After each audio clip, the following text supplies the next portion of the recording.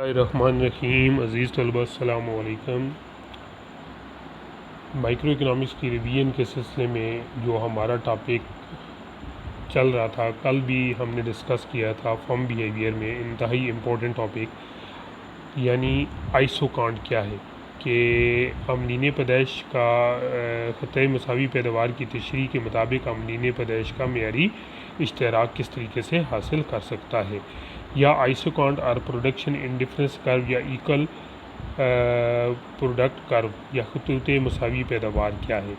پہلے تو آپ نے انورٹڈ کاما میں جو اس کی ڈیفینیشن ہے وہ ڈیفائن کرنا ہے کہ ایک ایسا خط مساوی پیداوار ایسا خط ہے جو دو عاملین پیدائش مثلا محنت اور سرمایہ کے ان مجموعوں کو ظاہر کرتا ہے جن کی مدد سے پیداوار کی خاص مقدار حاصل کی جا سکتی ہے، یا خط مساوی پیداوار ایک ایسا خط ہے جو دو عاملین پیدائش جیسے محنت اور سرمایہ کے ان مجموعوں کو ظاہر کرتا ہے جن سے یکساں پیداوار حاصل ہوتی ہے۔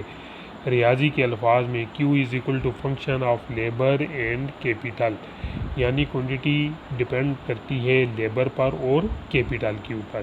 اب ہم خط مساوی پیداوار کو وضاحت کے لیے درج ذیل گوشوارہ بناتے ہیں، جس میں ہم دیکھتے ہیں کہ پیئرز ہیں 1 سے لے کے 5 تک۔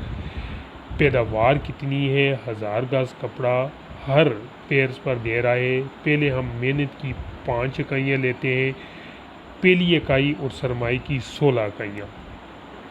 عزیز طلباء، اگر مختتم فنی شرح استبدال جس طرح ہم نے قانون تقلیل مختتم شرح استبدال کا ڈائیگرام بنایا تھا، بالکل اسی طرح اس کا بھی یہ گوشوارہ ہم بنائیں گے، یعنی 4 3 2 1، یعنی 16 میں سے 4 گئے 12، 12 میں سے 3 گئے 9، 9 میں سے 2 گئے 7، اور 7 میں سے 1 گئے 6۔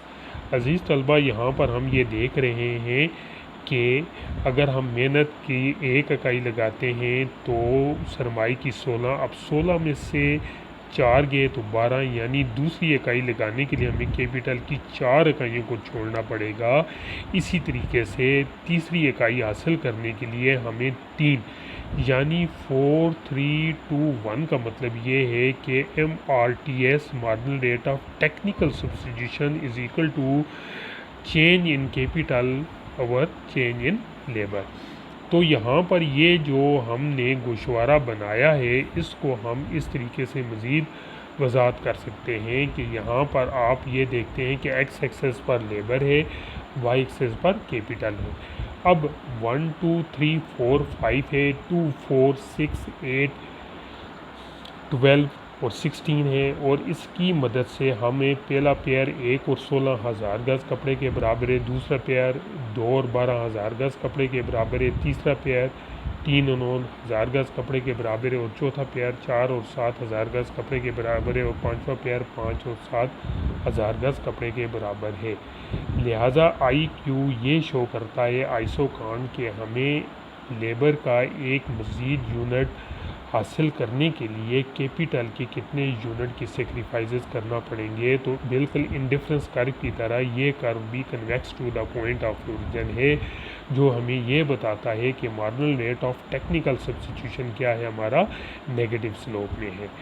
نقشہ خط مساوی پیداوار میں جس طریقے سے نقشہ عدم ترجیح میں بہت سارے انڈیفرنس کرو تھے، جہاں پر ہم نے یہ کہا تھا کہ higher indifference curve show the higher level of satisfaction, یہاں پر کہیں گے کہ higher IQ show the higher level of production. اب IQ1 IQ2 کی نسبت پست ہے، اور IQ3 IQ2 کی نسبت زیادہ ہے، اور ہر آئسوکانٹ 1000 2000 اور 3000 گز کپڑے کو شو کرتا ہے۔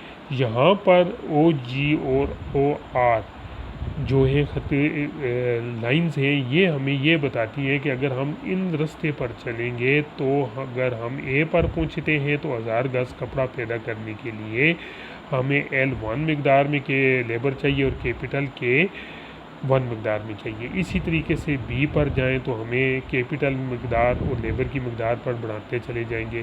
اگر ہم کہ لیبر کی مقدار زیادہ کرنا چاہیں گے تو کیپیٹل کی مقدار کم کر دیں گے۔ تو اس طریقے سے ہمیں OG اور OB نکات حاصل ہوتے ہیں، جن کو ہم یہ کہہ سکتے ہیں کہ یہ ریز جو کھینچی گئی ہیں جس پر ہم یہ کہہ سکتے ہیں ہم پروڈکشن کے مختلف معیار کو شو کر سکتے ہیں۔